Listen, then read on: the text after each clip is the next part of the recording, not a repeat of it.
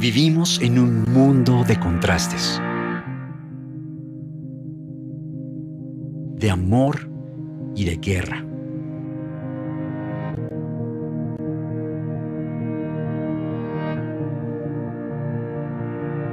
de unión y de separación, de arraigo a nuestra tierra y desplazamiento.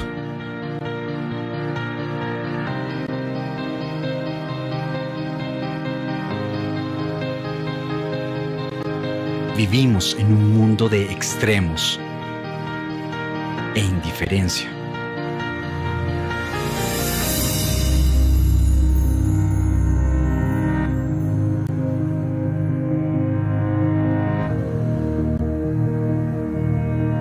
Dios sí habla de política.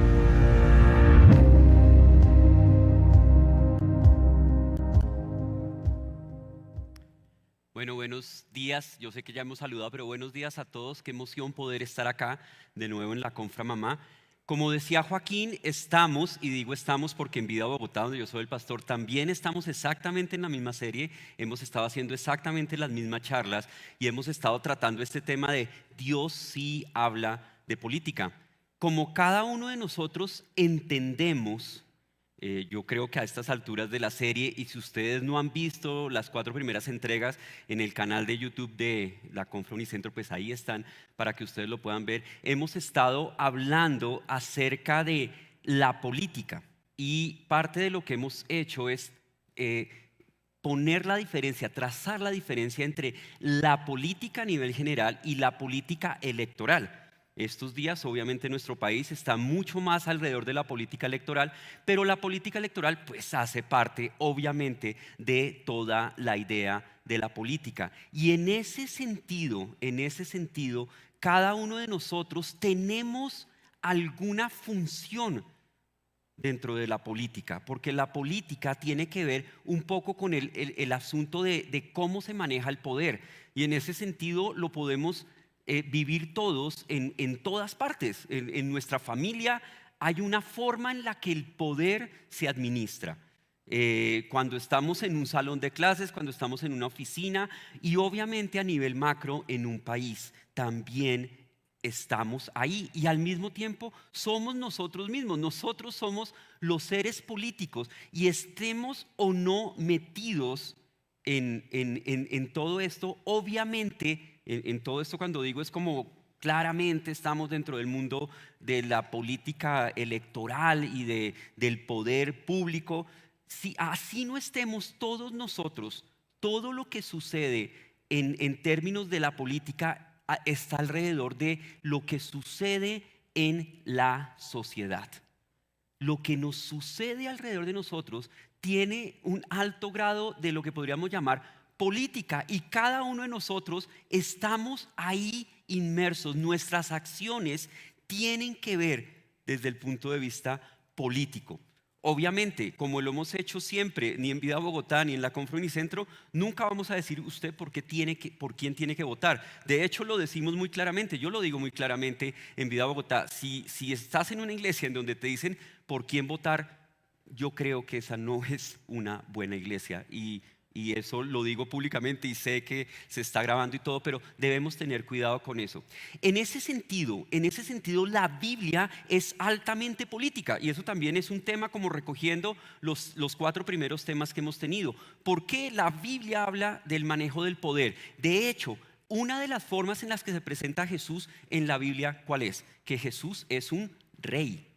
Obviamente eso no corresponde a nuestro sistema político, pero cuando nosotros vemos la Biblia, el sistema político de la Biblia está mucho alrededor de la idea de una monarquía, y por eso un rey, en contraposición a el momento en que Jesús estuvo en la tierra, en medio de lo que se podría llamar esa monarquía de un imperio.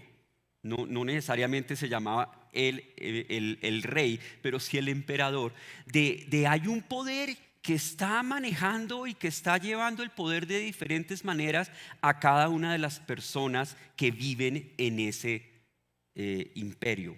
Y cómo Jesús y el cristianismo y este reino que Él dice que ha llegado empieza a jugar un papel. Y en ese sentido, de nuevo nosotros, cada uno de nosotros, los que nos consideramos seguidores de Jesús, pero aún los que todavía no se consideran seguidores de Jesús, tenemos una responsabilidad. Y el tema de hoy encierra la idea de cuál es la mayor responsabilidad que nosotros tenemos. ¿Por qué es importante esto?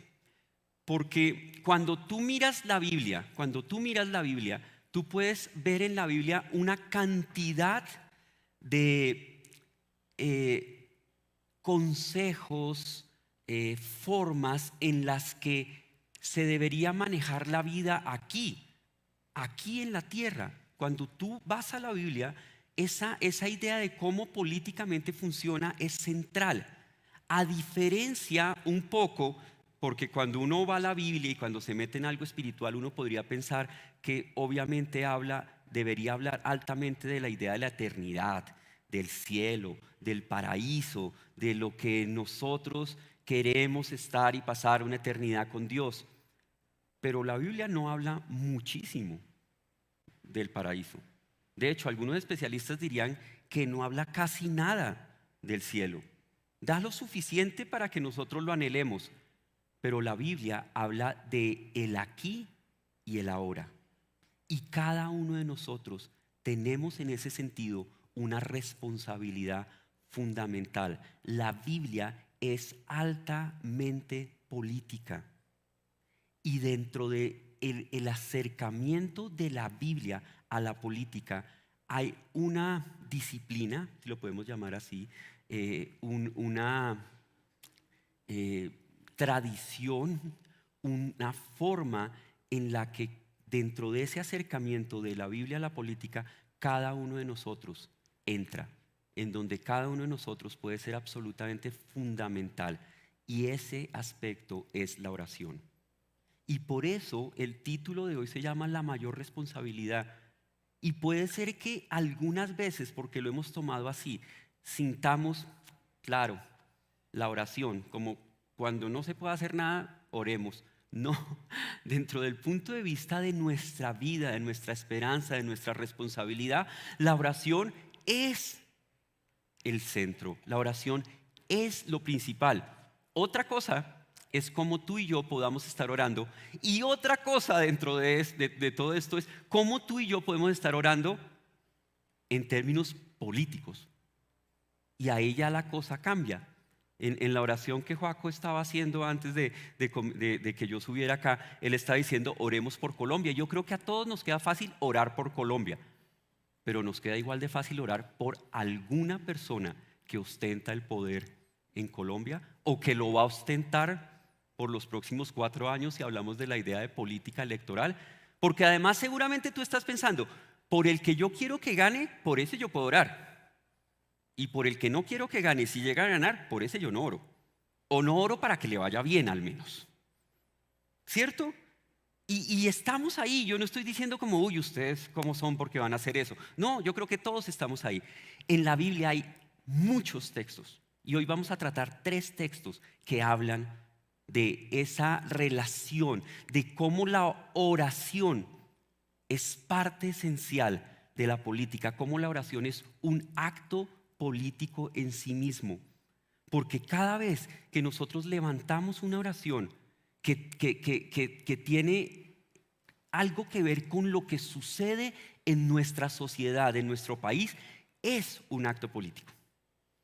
Es un acto político. Y si nosotros no lo estamos viendo de esa manera, yo los invito a que una charla como la de hoy y muchas otras que pueden estar ahí, esta serie, la empecemos a tomar de una manera mucho más profunda en nuestra vida y no ponerlo como esos son los políticos, lo que ellos hacen o dejan de hacer está por allá, y eso no tiene nada que ver conmigo, yo solamente pienso que el mejor es este o que el peor es aquel, y hasta ahí van las cosas. Yo miro a ver cómo me defiendo, porque si gana uno entonces voy a hacer esto, y si gana el otro entonces voy a hacer esto otro, porque lo hemos dicho, ¿cierto? Y lo hemos oído de una cantidad de cosas que de acuerdo a los resultados entre hoy y el 19 de junio vamos a tomar decisiones. Esperemos a ver qué pasa, porque de acuerdo a lo que pase, yo tomaré una decisión. No, nosotros podemos tomar decisiones políticas independientemente de quién gane.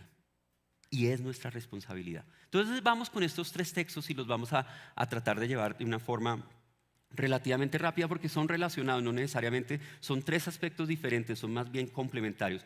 Los 3 textos que vamos a ver están en el Nuevo Testamento. Uno está en una carta que le escribe Pablo a Timoteo, el otro está en una carta que escribe Santiago. Santiago, de acuerdo al relato bíblico, es hermano de sangre de Jesús.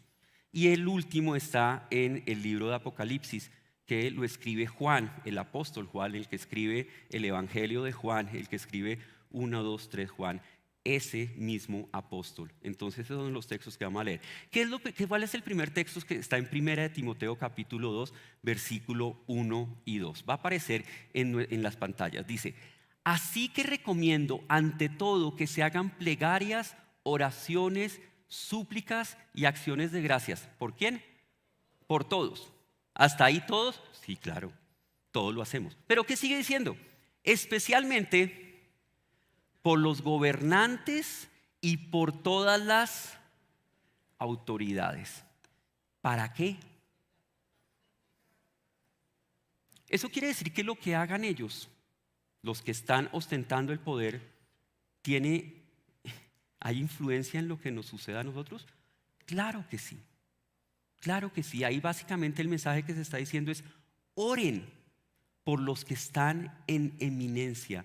Oren por los que están ostentando el poder. Oren por eso. Oren por los que están en eminencia. No está diciendo ora por el que tú crees que debería estar. De hecho, es tan interesante que se diga esto, porque en ese momento cuando Pablo le escribe esta carta a su amigo cercano, tanto que lo llama hijo espiritual, a Timoteo, el contexto en el que ellos estaban viviendo, si nosotros pensamos que Colombia puede estar un poquito mejor, un poquito peor, cada uno podría estar pensando, y que las cosas son complicadas, ellos estaban bajo el dominio del Imperio Romano. Todo el mundo conocido estaba bajo el dominio del Imperio Romano. Y ustedes saben el poderío del Imperio Romano, hasta el punto que además el César no solamente era el que mandaba, sino era Dios. Estaban en ese contexto. Segundo, los cristianos dentro de ese imperio eran perseguidos, eran una minoría, como podemos seguir siendo hoy una minoría en términos de los que nos consideramos seguidores de Jesús, una minoría. Y hay minorías dentro de las minorías. Y a mí me alegra ver acá en la Confra Unicentro que está Vivi con la comunidad de los sordos haciendo interpretación, para que ellos entiendan. Es una minoría dentro de una minoría. Y nosotros, ¿cómo tratamos a la minoría? En ese punto los cristianos eran una minoría, y en ese punto no solamente es que eran una minoría, sino era una minoría perseguida. De hecho, hay un historiador a partir especialmente del siglo II que dice que en el imperio las cosas eran más o menos así. Si llovía, era culpa de los cristianos. Si no llovía, era culpa de los cristianos. Si pasaba algo bueno, esa sí no era culpa de los cristianos. Si pasaba algo malo, era culpa de los cristianos. ¿Y saben cuál era la forma de solucionar cuando era culpa de los cristianos y todo era culpa de los cristianos? A los leones del Imperio Romano. Y ahí el Coliseo Romano y los muchos coliseos que hubo en el Imperio Romano funcionaban a punta de echarle la culpa a las minorías.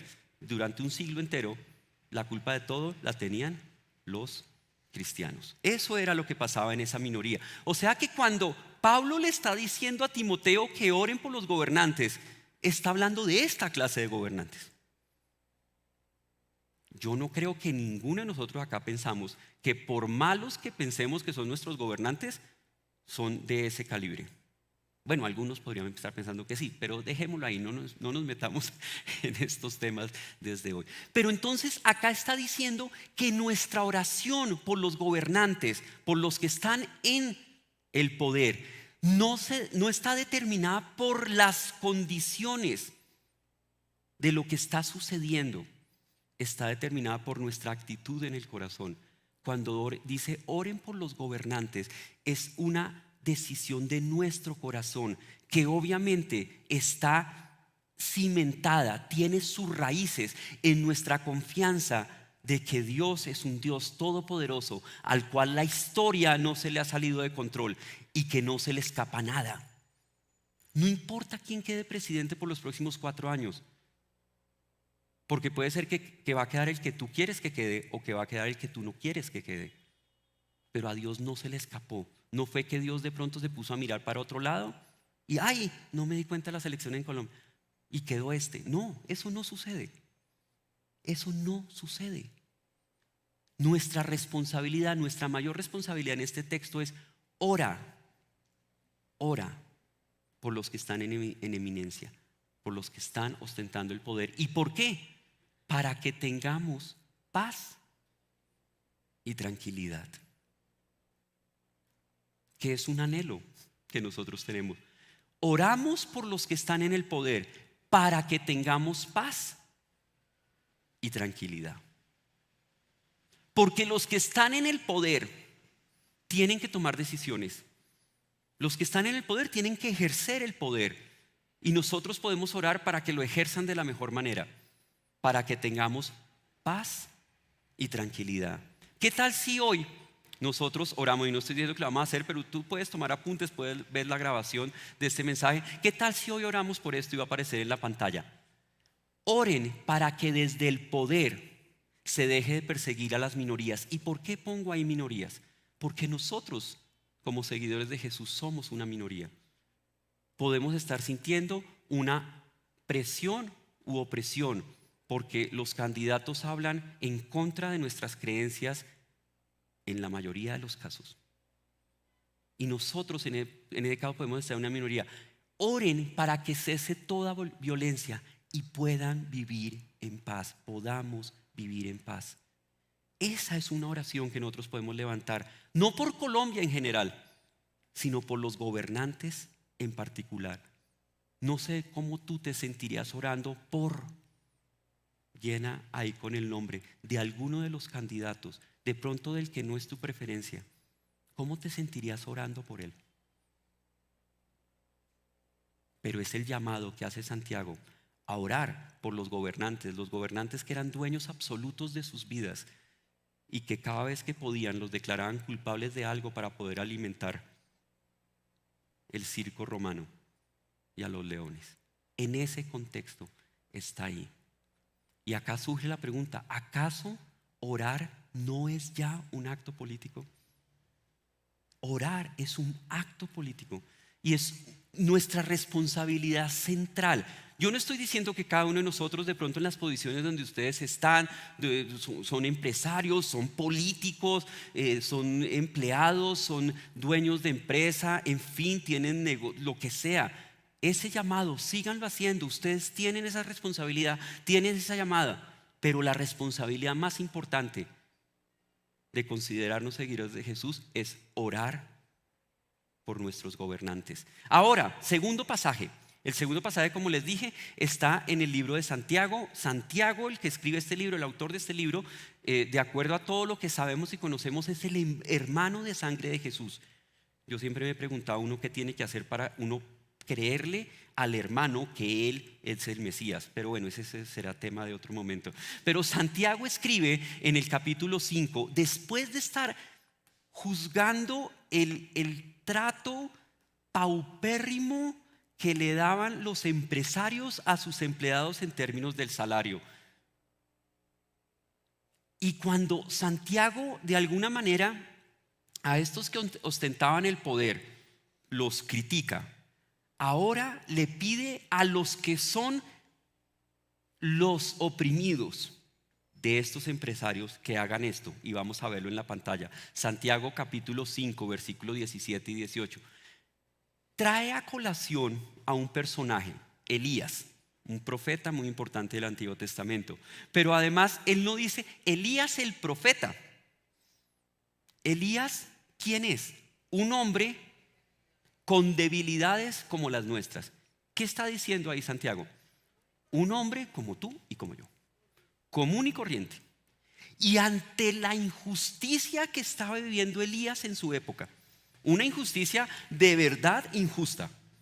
Acuérdense que los sistemas políticos como la democracia no existían.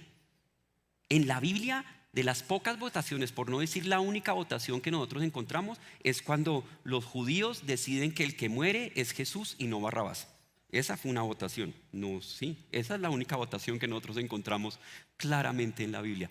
Pero Santiago habla, hablando de Elías, de una persona común y corriente, en un contexto de injusticia social grandísimo, dice: con fervor oró que no lloviera.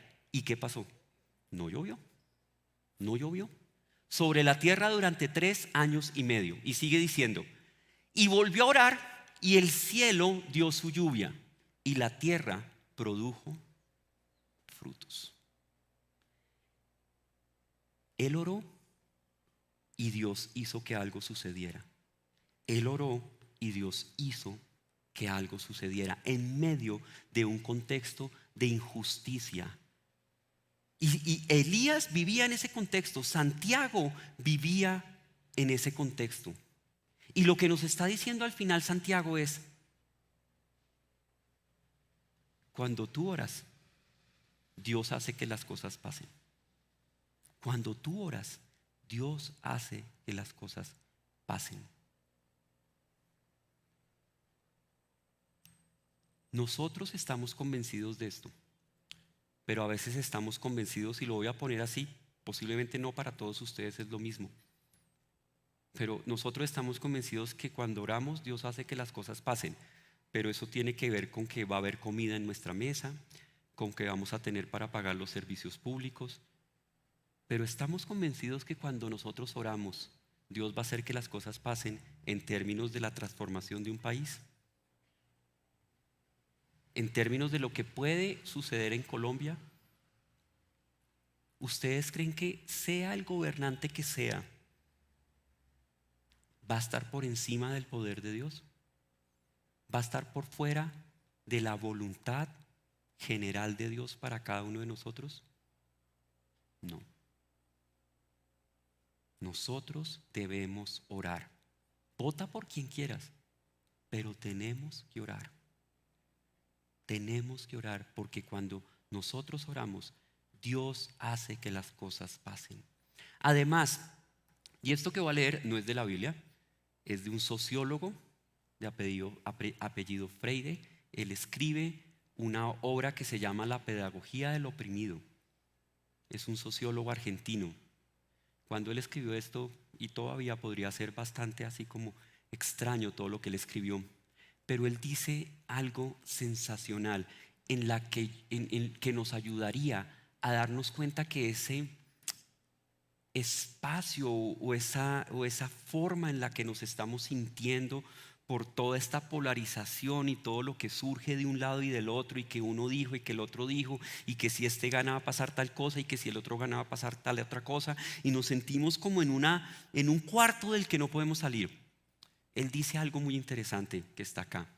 Dice: al orar el oprimido, y todos nosotros podemos estar sintiéndonos en esa realidad, sobre todo si pensamos que el que queremos que gane no va a ganar. Ya no concibe la realidad completa de la opresión como una especie de mundo cerrado del cual no puede salir.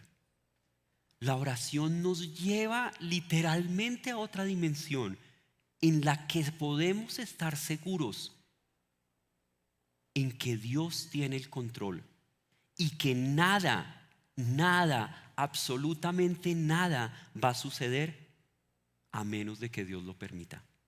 Y Santiago, cuando habla de la opresión, en este caso por asuntos como empresariales y salariales, con aquellos que estaban en el poder y con los que estaban siendo oprimidos, toma la oración diciendo como la oración es el arma de combate y la resistencia del justo. ¿Queremos realmente luchar por una Colombia diferente? Pues podemos aceptar el llamado que tenemos allí donde tú estás, en la empresa donde estás, en el sitio donde estás, en la universidad donde estás, en el colegio donde estás, allí donde tú estás. Sigue tu llamado, tu misión, y vamos a terminar orando específicamente acerca de esa misión. Pero no olvidemos que la oración para los seguidores de Jesús, porque estamos absolutamente convencidos que cuando oramos, Dios hace que las cosas sucedan. La oración se convierte en el arma de combate y en la resistencia del justo. Justo, cuando hablamos de justo, cuando leemos la palabra justo en la carta de Santiago, no es lo mismo que debemos entender cuando leemos justo en las cartas que escribe Pablo. Para Pablo, justo era aquel que ha sido justificado por Jesús. En Santiago, justo significa aquel que busca la justicia, que lucha contra la injusticia. El arma del que busca la justicia, y nosotros debemos ser los que estamos buscando la justicia. Por eso acá la política se vuelve tan personal, porque es la justicia con los de tu casa, es la justicia con tus empleados, es la justicia con tu jefe, es la justicia con la sociedad en donde tú vives, en donde tu comportamiento sí tiene mucho que ver, porque obviamente siempre será más fácil señalar al que está ostentando el poder, que según nuestros criterios no está haciendo las cosas como las debería hacer. Normalmente pensamos que no está haciendo las cosas como las debería hacer, porque no está haciendo las cosas que me convienen a mí. Y ahí nos movemos nosotros. Estos escritores del Nuevo Testamento oraron por sus gobernantes, animaron a otros que los hicieran en un contexto de injusticia total. No porque les convenía a ellos, sino porque era lo que Dios estaba pidiendo de ellos. Ahora vamos con el último pasaje. Son dos pasajes que están en el libro de Apocalipsis. Uno está en el capítulo 5, otro está en el capítulo 8, pero están absolutamente relacionados. Lo primero que tenemos que recordar es que Apocalipsis, ¿se acuerdan qué significa la palabra Apocalipsis? Revelación, ¿cierto? ¿Y qué era lo que estaba revelando Juan, el escritor del libro de Apocalipsis? Básicamente estaba revelando la intención bestial del imperio romano, su poder destructor. Eso era lo que le estaba revelando. Sí, algunos piensan en más o menos medida que Apocalipsis habla de las cosas que no han pasado. Pues de acuerdo a los estudios de Apocalipsis, más del 80% de lo que Apocalipsis habla sucedió ahí, al finalizar el primer siglo, entre el primer siglo y el principio del segundo siglo. En ese sentido, Juan, ya viejito, idealista y soñador, lo que está haciendo es denunciar las injusticias del imperio, al cual lo compara con una bestia, a la vez que anuncia el reino de Dios con la venida de Jesús, al cual compara como un cordero. Por eso Apocalipsis tiene esta imagen de la bestia y el cordero de todo el tiempo, pero cuando habla del cordero, cuando se refiere al cordero, es el reino inaugurado, si se puede decir así, por la venida de Jesús. Un reino de Dios que no es un reino venidero, es un reino actual. Cuando Jesús vino, el reino de Dios vino. El reino de Dios está aquí y nosotros somos los ciudadanos de ese reino. Y por eso, aunque nuestra lealtad con una nación existe, al final nuestra lealtad completa está con el reino al cual pertenecemos, que es el reino de Dios. Ahora, ¿qué dicen estos dos pasajes de Apocalipsis? Y vamos rápido para ir terminando. En Apocalipsis 5:8, y solamente a nivel como de contexto, lo que está diciendo es ustedes saben que Apocalipsis uno podría hacer series enteras. Entonces vamos a tratar solamente lo que nos corresponde hoy. Cuando lo tomó los 4 seres vivientes y los 24 ancianos que se postraron delante del Cordero, acuerden que es el Cordero, cada uno tenía un arpa y copas de oro llenas de incienso. ¿Qué es el incienso? Que son las oraciones del pueblo de Dios. Esas son las oraciones del pueblo de Dios. Ahora, ¿qué sigue después ahora en Apocalipsis 8, capítulo 8, versículo 5? Luego el ángel tomó el incensario, que ya sabemos que era lo que contenía, y lo llenó con brasas del altar, las cuales arrojó sobre la tierra. Acá algunos comentaristas Juan Stam es uno de ellos, que él como que lo que tiende a decir es que están las oraciones y estas brasas del altar es como una combinación entre nuestras oraciones y la acción de Dios, las cuales arrojó sobre la tierra y produjeron ¿qué? Truenos, estruendos, relámpagos.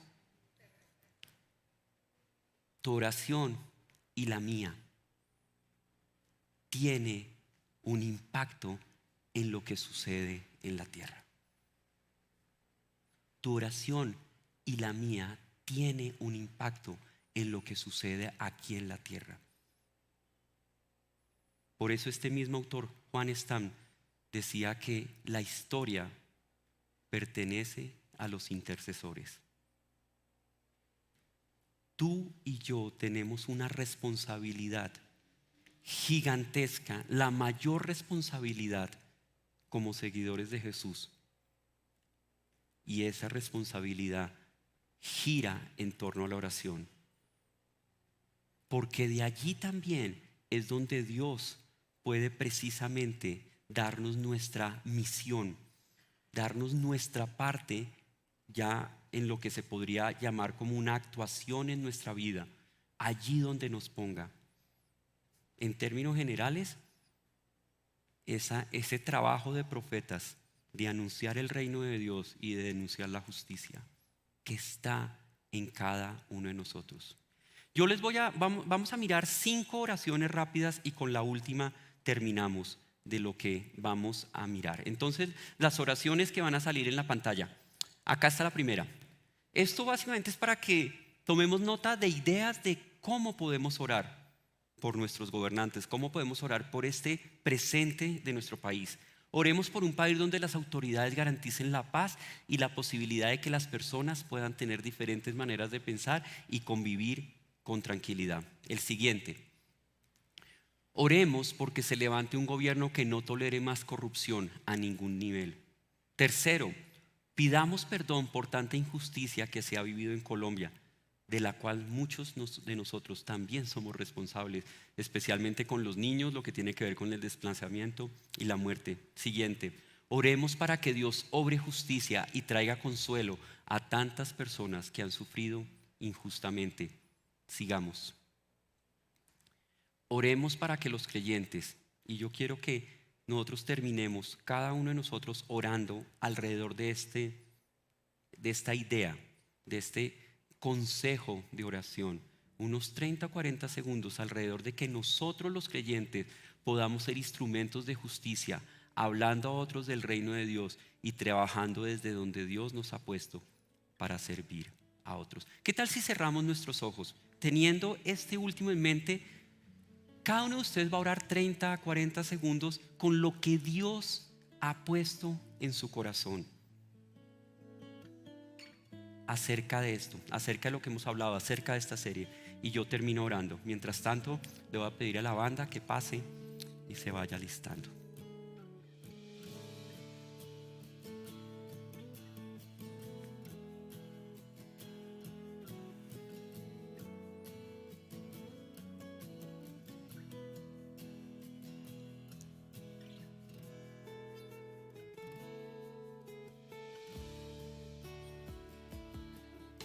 Señor, tú a cada uno de nosotros nos has dado una responsabilidad específica. Desde donde estamos tenemos influencia en personas a nuestro alrededor. Señor, yo te pido que a mí, a cada uno, nos des la oportunidad, nos des las palabras, nos des el valor de poder compartir acerca de tu reino. Que nosotros como seguidores tuyos, como creyentes, podamos hablar de tu reino, podamos traer justicia donde hay injusticia, tomar aún esos pequeños o grandes cambios en nuestra propia vida, en donde en áreas de nuestra vida nosotros estamos siendo los que ostentamos el poder de una manera abusiva, donde nosotros nos estamos convirtiendo en los opresores. Señor, oramos por nuestro país, sí, pero oramos por el presidente, por el que quede después de este proceso que nuestro país se ha elegido para nombrar a un nuevo presidente a través de las votaciones. Señor, te pido que nosotros mismos podamos ejercer ese privilegio, pero también ese derecho, pero también ese deber de votar. Señor, que tú dirijas a cada uno de estos personajes en su quehacer del día a día. Señor, guíanos como país a orar por nuestro gobernante. Guíanos como país a nosotros no ser los que estemos oprimiendo. Guíanos como creyentes a hablar de tu reino y a ser ciudadanos leales en el día a día a ese rey. Te damos las gracias en el nombre de Cristo Jesús. Amén.